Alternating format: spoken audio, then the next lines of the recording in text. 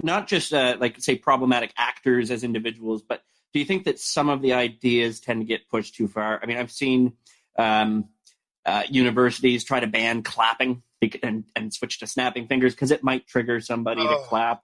See, you I have can't people stand that kind of who, shit. you know, That's just ridiculous. like if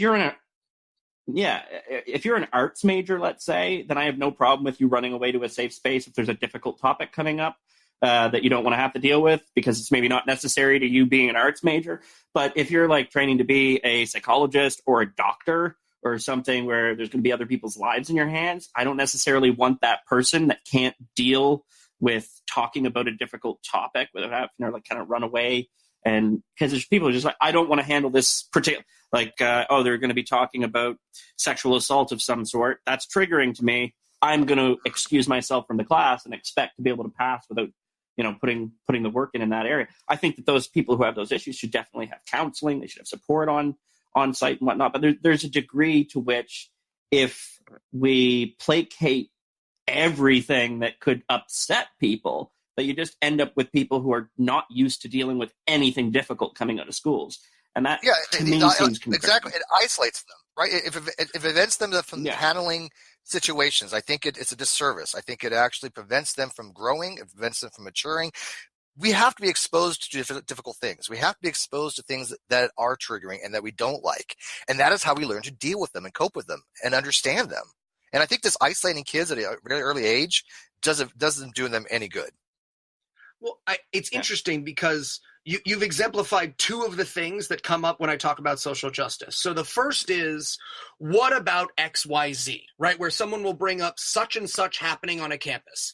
The first thing that I find, and I don't know if it's true of the thing that you just mentioned about the banning clapping, every time someone's ever brought something up along those lines to me, it is either one child, by which I mean an 18 or a 19-year-old, behaving badly, which, again, we don't use to define any other set of ideas, or it turns out not to be true.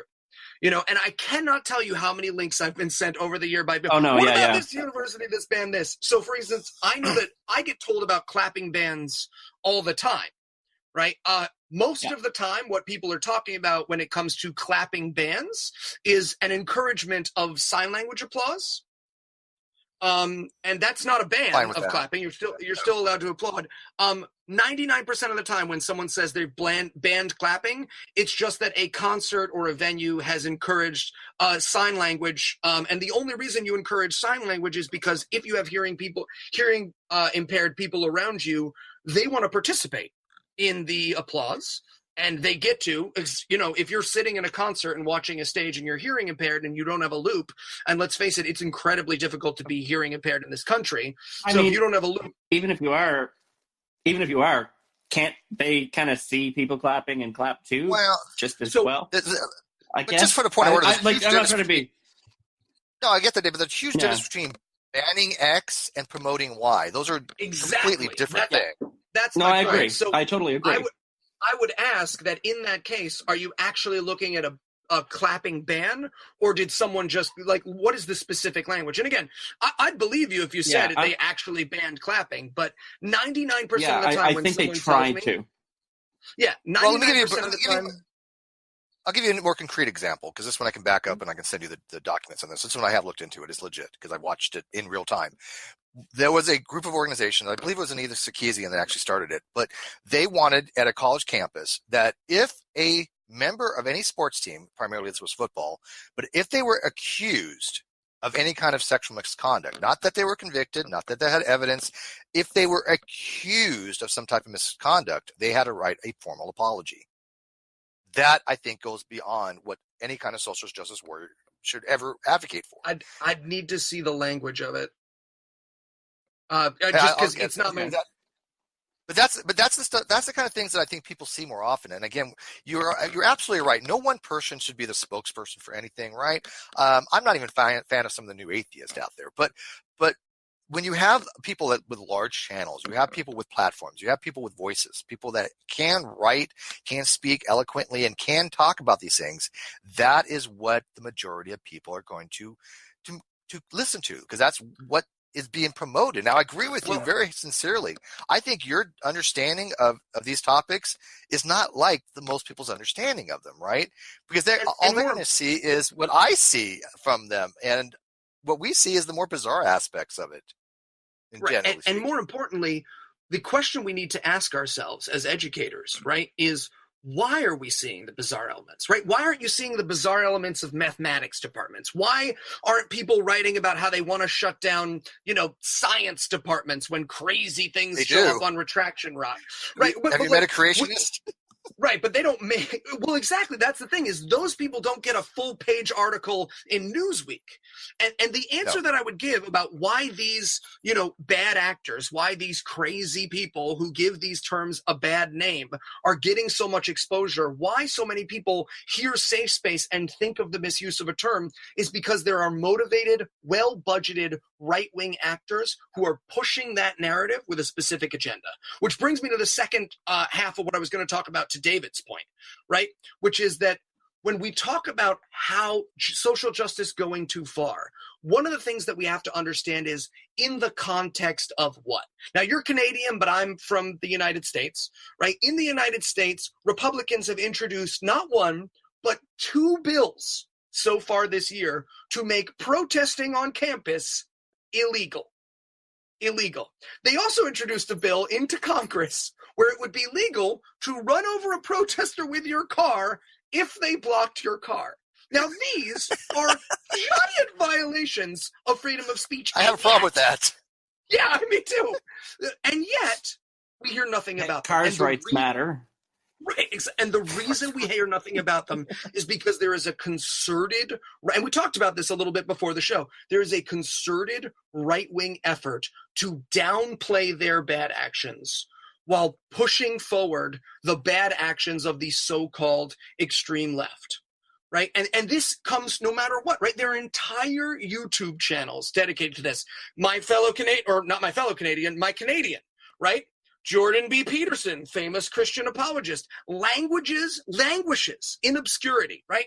The most fame he gets is by being on TV with Richard Dawkins on the CBC, telling him that his beliefs lead to the concentration camps and the gulags of Russia. Then he fucks off to his class. But when he starts lying about a Canadian law, and by the way, it's over now, so we know he was in fact lying. But when he starts lying about this, all of a sudden he gets attention. He misrepresented it, to say the least.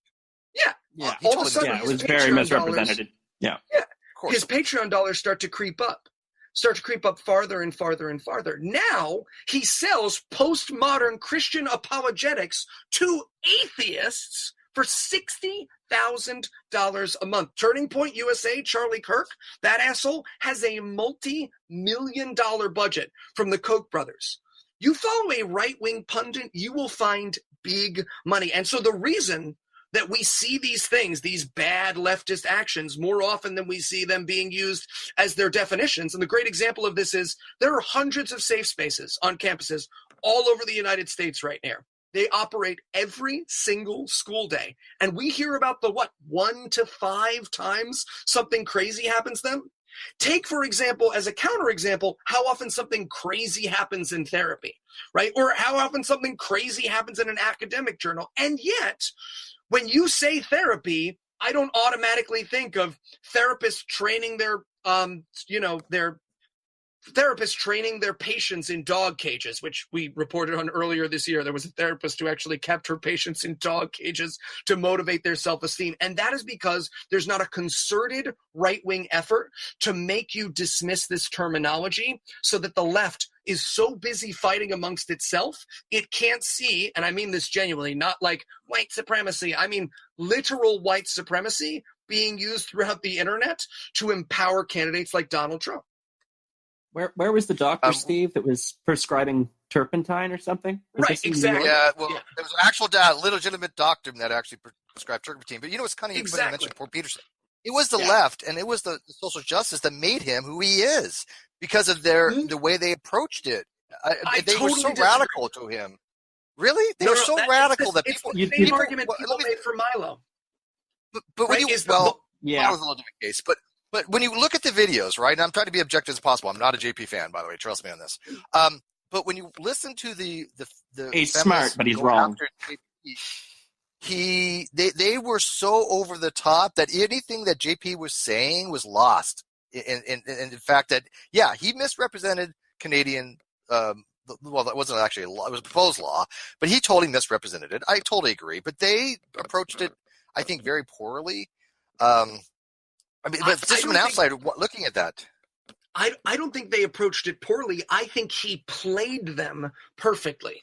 Oh, look, sure. You got a room full of 17-year-olds, right? You got a room full of 17-year-olds, allies and trans kids, right? You're using highfalutin postmodernist language to beat around the bush to saying, I don't think non-binary identity is real, and I won't use pronouns that you weren't born with, right? Because that's what he really beat around the bush to say. So you get some kids screaming, you push those videos out there, you start a victimhood YouTube channel, and more importantly, you tour around as many wink, wink, nudge, nudge white supremacists like Steph Molyneux as you can, right? Promoting scientific racism, promoting postmodern Christian apologetics, whatever it is you're promoting. That's where his money came from, right? It's the same thing that happened with Milo. Milo was just I wrote a whole blog about Milo. Milo's just a Catholic apologist, right? But what did Milo do? Milo waited until he was ignored, built a following of white supremacists funded by white supremacists. By the way, I'm not abusing that term. I mean literal white supremacists. Like, no, you mean exactly what I think of when I think of white supremacy. Yes. Yeah, exactly. Because sometimes that term's been overused and people don't know. And you can Google all this shit, look them up. But like, you know, he builds this following of vicious white supremacists. Then he does something that can't be ignored, right? His doxing of Leslie Jones and his misuse of her Twitter, gets himself banned from Twitter, riles his fans up with a victim narrative. Peterson played the exact same game, and he played it perfectly. But here's the great thing about Peterson's game, right? If he had said those things and the college students hadn't reacted, he just builds a following by courting people with bad ideas. And he builds that following and builds that following until he's large enough to do something extreme enough to catch the attention so that he can't be ignored, right? He found the tipping point relatively early on by lying about a Canadian law, and the right wing in Canada were desperate for something to lie about when it comes to Title IX protections, as they're known in the United States. But that's the amazing thing about being right wing, is because you're not confined by the truth, you're simply confined by how many people you can piss off or trigger, as the case may be, you always end up winning.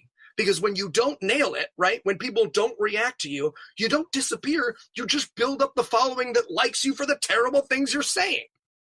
Well, didn't Milo, correct me if I'm wrong, because I don't follow Milo that much. I've watched some of his stuff. But didn't Milo, a couple years back, he actually resigned from Breitbart because of some of the comments he had made in relation to like pedophilia and other things? And he actually turned that into a boon for him. He actually, I think, came out ahead. Not a boon. Not a boon, because he lost his book deal and now he just uses the money. Fine. But he made it into a victim narrative type thing. Exactly. But see, that's the difference. But he went from a $10,000 speaking deal at a right-wing convention, at a right-wing political convention, to losing his book deal. And this year he got on Facebook to say that he was all out of money, that he's having to rely on the generosity of one or two donors. Yeah, no, I don't believe it either. But this is someone who was destroyed explicitly by a deplatforming movement, you know? And while it's fine to live by the sword, you're going to die by the sword. I mean, this is what I don't get from either the right side or the left side. They're all going to get attacked far before Milo did his thing on the Joe Rogan show and all the pedophilia comments and all that kind of stuff. But when I wasn't really all that familiar with him, there was a project that I was working with locally, and a person who was doing a documentary about lack of support for male victims of domestic violence, because there's a bit of an issue there. Where, I mean, you have some like homeless shelters and stuff that's different than like a proper support shelter.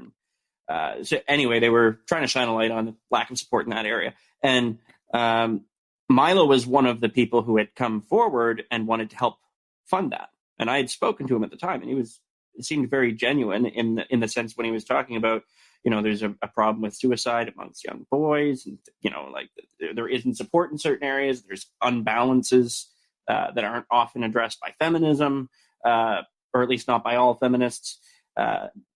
but I mean, he was relatively tame in at the time, I would say. But then you could see that sort of